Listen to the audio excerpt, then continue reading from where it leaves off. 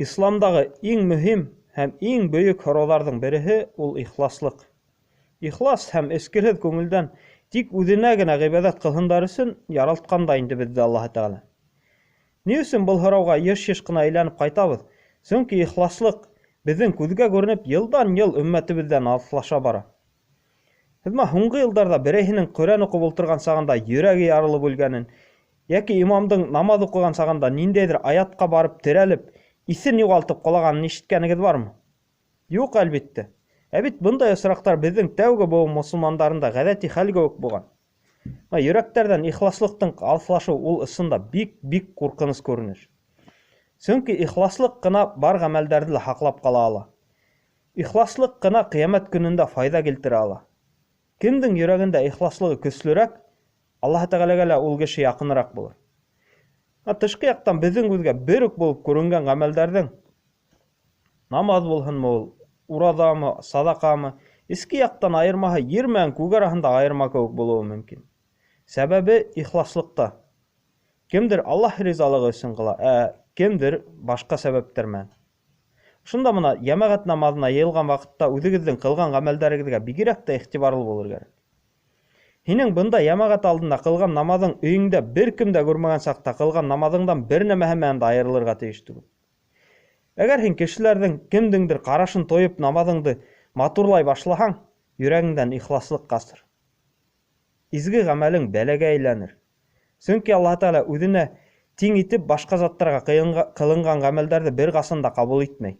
Ул бер кем менән дә үҙенең вазифаһын бүлешмәй.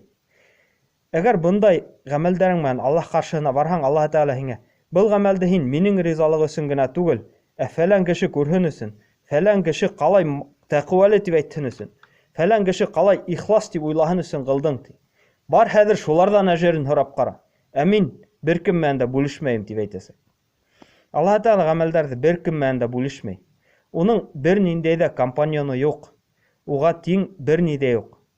Ул тик уның ризалығы өсөн ҡылынған ғәмәлдәрҙе генә ҡабул итәсәк. Яҡшыраҡ аңлашылһын өсөн беҙҙең донъяуи хәлдән бер миҫал килтереп китәм. Мәҫәлән, ҡатынығыҙ һөйөүен тик һеҙҙең менән генә бүлешергә тейеш бит инде, бит. Әгәр ҙә ул: мин һине яратам ул, әммә мин тағы ла анау күрше егетте лә яратам, анау йырсыны ла яратам, йәки анау автобус водителен дә яратам тиә, һеҙ аны ҡабул итәсәкһегеҙме? Юҡ, әлбиттә. Һеҙ тик үҙегеҙгә генә ҡарата һөйөүҙе талап итәгеҙ, шулай бит. Аллаһы Тәғәлә бөтә миҫалдарҙан да бөйөк. Шуға күрә бөтә ғәмәлдәр ҙә тик Аллаһ ризалығы өсөн генә эшләнергә тейеш. Унан башҡа кемдеңдер ризалығын эҙләйһең икән, кемдер һине күреүен, кемдер һине маҡтауын теләйһең икән, ундай ғәмәлдәр һиңә бер ҡасан да бер ниндәй ҙә файҙа килтермәйәсәк. Мөхәммәд саллаллаһу алейһи ва саллям бер хәҙисендә: ҡиәмәт көнөндә ҡайһы бер кешеләр ҙур тиһәм тауҙары ҙурлыҡ ғәмәлдәре менән килерҙәр, ти.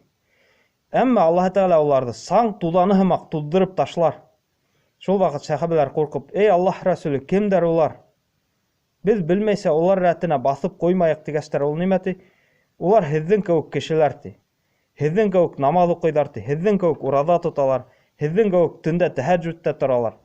Әммә яңғыҙҙары ҡалғас, бер кем дә күрмәгән саҡта Аллаһ тыйған сиктәрҙе уҙып китәләр, ти. Яғни кеше алдында шул уҡ ҡәрҙәш булып йөрөйҙәр ул, әммә кеше күрмәгән саҡта гонаһҡа баталар. Аллаһы Тәғәлә ҡуйған сиктәрҙе уҙып китәләр. Беҙ һәр ваҡыт кемдеңдер ҡараш аҫтында йөрөйбөҙ. Ҡайһы саҡ төрлө кешеләргә ҡарап 40 төрлөгә әйләнеп китәбеҙ. Бының йәшерене юҡ. Әйтерһең дә беҙҙең тормош үҙе бер ҙур сәхнә кеүек, һәм беҙ унда уйнаған артистар кеүек. Кешенең күҙенән айырылып йөрөгән саҡтар бик һирәк була. Кемдәрҙер шул хәтлем ролгә инеп китә, хатта үҙенең ысын барлыҡта кем икәнен дә онота башлай. Шуға күрә мөмкинселек табып, кешенән айырылып, Аллаһы Тәғәлә менән яңғыҙ ҡалып алырға кәрәк. Яңғыҙ ҡалып, бер кем дә һине күрмәгән саҡта, ниндәй эштәр менән булышаһың, нимә яратаһың һәм нимә яратмайһың, ана шул кеше булаһың һин ысынлыҡта. Әгәр яңғыҙ ҡалған саҡта Ҡөрьән уҡыйһың икән, зикр әйтәһең, намаҙ ҡылаһың икән, һәм быларҙы ихлас күңелдән яратып башҡараһың икән, ана шундай кеше булаһың һин ысынында. Һәм шундай ғәмәлдәрең менән Аллаһ ҡаршыһына барасаҡһың. Шул уҡ ваҡытта яңғыҙ ҡалған саҡта бөтөнләй ғибәҙәт тураһында онотоп, оятһыҙ сайттарға киреп, сит ҡатындар менән яҙышып ултыраң икән, ана шундай бысраҡ эштәрең менән Аллаһ ҡаршыһына барасаҡһың. Кеше шулай яңғыҙ ҡалған сағында беленә кем икәне. Ә башҡалар күреп торған саҡта ҡылынған эштәр ул байыҡ хәҙистә әйтелгәнсә тик саң туҙан ғына ул. Ул һиңә бер ниндәй ҙә файҙа килтермәйәсәк. Аллаһ Тәғәлә ул эштәреңде байыҡ тауҙы туҙҙырған һымаҡ туҙҙырып бәрәсәк. Тау ҙурлыҡ изге ғәмәлдәре туҙҙырған кеүек. Шуға күрә лә ваҡыт табып яңғыҙ ҡалып алырға тырышығыҙ. Яңғыҙ ҡалған сағығыҙҙа үҙегеҙҙе беләсәкһегеҙ. Һеҙ ысынлап та нимә яратағыҙ һәм нимә яратмайығыҙ икәнен. Шуға күрә лә һәр кем Аллаһ Тәғәлә менән ихлас мөнәсәбәттә булырға тейеш.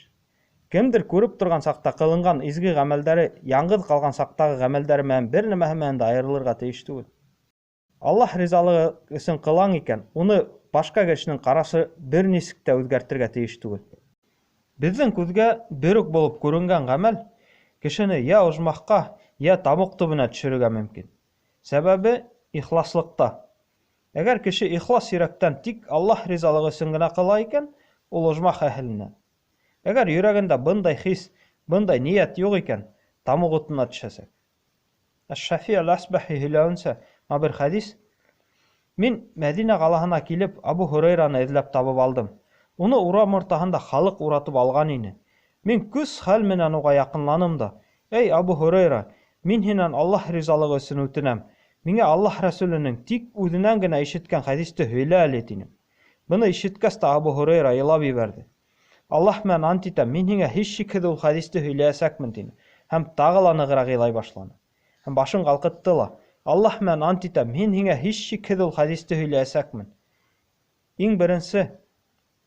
Иң беренсе, тамуҡ утын ошо 3 төркөм кешенән тоҡандырып ебәрҙәр.